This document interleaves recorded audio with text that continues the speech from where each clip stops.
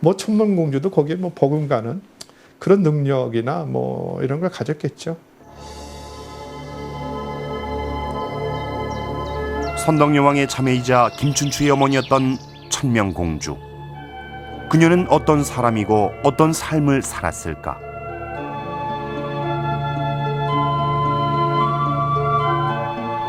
천명공주는 진평왕의 삼촌으로 즉위한 지 4년 만에 폐위된 진지왕의 아들 용춘과 결혼한다. 그렇다면 왜 천명공주는 폐위된 왕의 아들과 결혼했을까?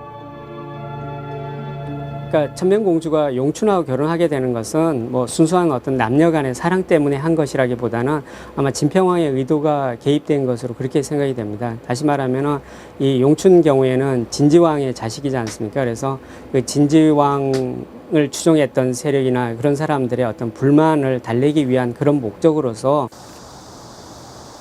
아버지 진흥왕의 뒤를 이어 신라의 제25대 왕으로 즉위했지만 선덕여왕의 아버지인 진평왕에게 왕위를 뺏긴 비운의 진지왕.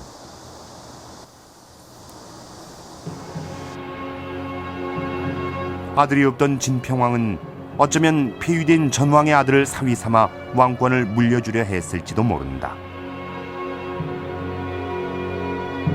그 왕이 이 계승과 관련해서 그 두 가지 원리를 생각할 수 있는데, 하나는 왕위 계승 경쟁을 방지하는 장치고, 하나는 왕위는 비워둘 수가 없는 자리라는 거예요. 그러니까 계속 이어야 하는 원리가 있는 거죠.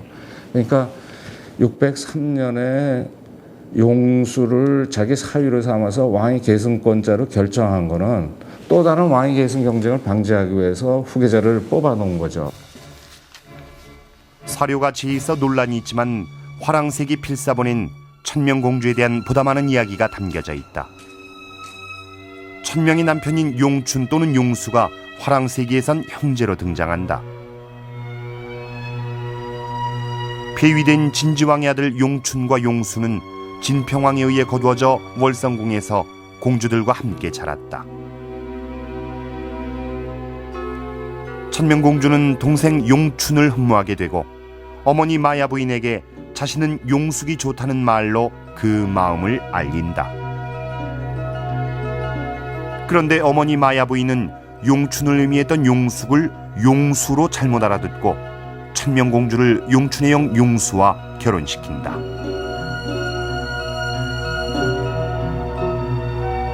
어째서 이런 오해가 발생했던 것일까?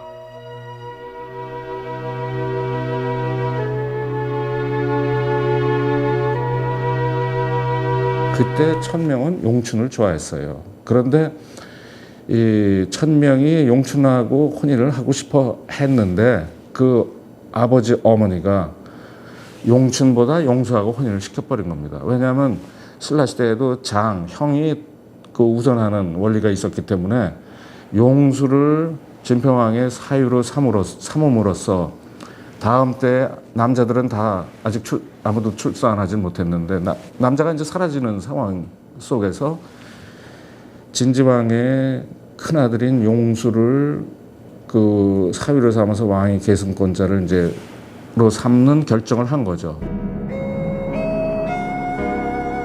순종적인 천명공주는 용수와 결혼하지만 용춘에 대한 사랑을 포기하지 않고 결국 어머니 마야 부인의 적극적인 중재에 의해 용춘과 만날 수 있게 된다.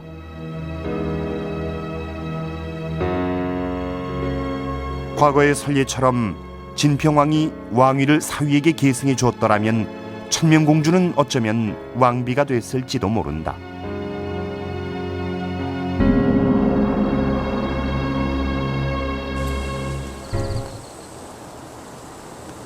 하지만 진평왕은 사위보다는 자신의 딸에게 왕권을 이어줄 결심을 한다.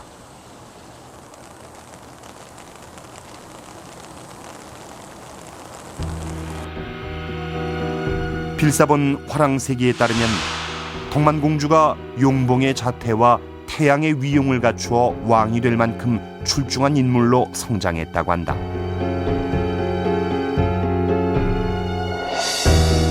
근데 나중에 612년에 그 진평왕이 선덕을 왕위 계승자로 선정하면서 용수하고 천명을 출궁하도록 왕궁을 떠나도록 하니까 그 천명이 자기의 지위, 말하자면 자기 남편을 왕위에 올릴 수 있었던 지위가 있잖아요. 그걸 다 포기하고 기꺼이인지는 못 몰라도 하여튼 순순히 따라가지고 왕궁을 가죠.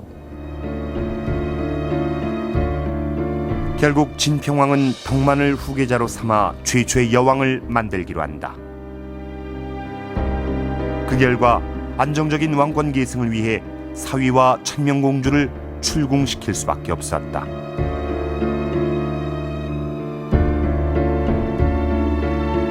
천명에겐 정치적인 야심은 없었던 것일까?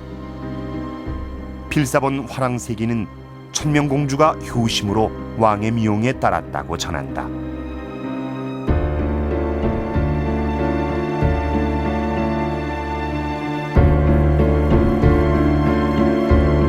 천명공주는 604년 아들을 낳고 이름을 춘추라고 짓습니다. 이 신라왕실이 철저히 불교식으로 이름을 지어주던 것과는 달리 공자에 져서 춘추와 같은 유교식 이름인데요. 이 아이는 커서 선덕여왕을 보필하고 또 이후 진덕여왕의 뒤를 이어 태종무열왕에 즉위하게 됩니다. 춘추는 태종무열왕으로 즉위한 후 어머니인 천명공주에게 문정태우라는 시호를 올리게 되는데요.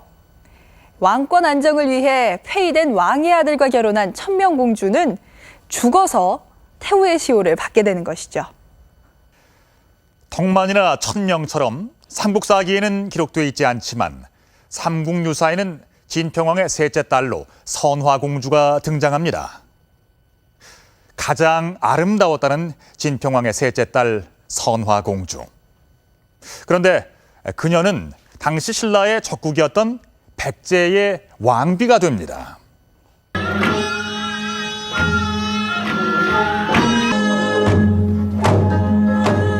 서동요를 주제로 한 공연 서동의 노래. 신라 진평왕 세 딸 중 가장 아름다웠던 선화공주가 서동이 퍼뜨린 소문으로 궁에서 나와 서동과 결혼한다는 얘기다.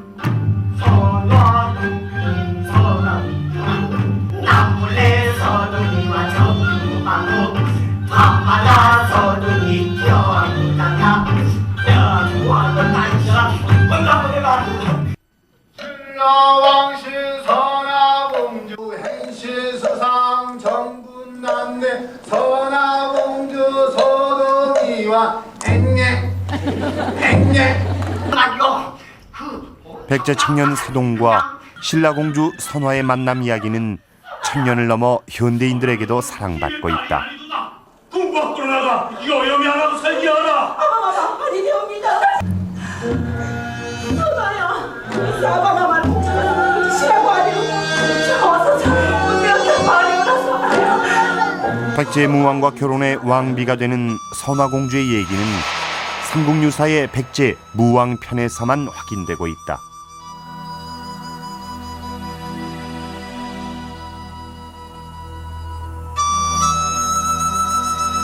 서동요를 퍼뜨린 서동은 쫓겨난 선화공주를 만나 결혼한 후 훗날 백제 무왕으로 즉위한다.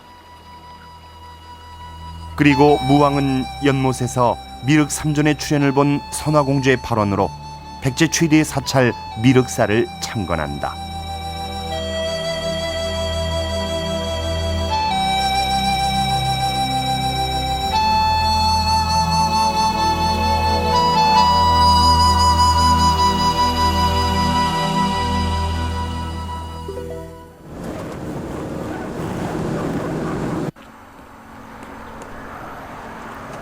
서동이 말을 캐며 살았다고 전해지는 마룡지. 어린 시절 백제의 수도 부여가 아니라 이곳 익산 지역에서 자랐다는 사실을 통해 무왕은 왕실의 적통이 아니었다는 것을 알 수 있다. 서동의 어머니가 저 마룡지라는 연못에서 용을 만나서 낳았던 곳이라고 하는 곳입니다. 바로 이 일대가 서동의 생가터가 있었던 지역으로 이렇게 보시면 틀림없습니다.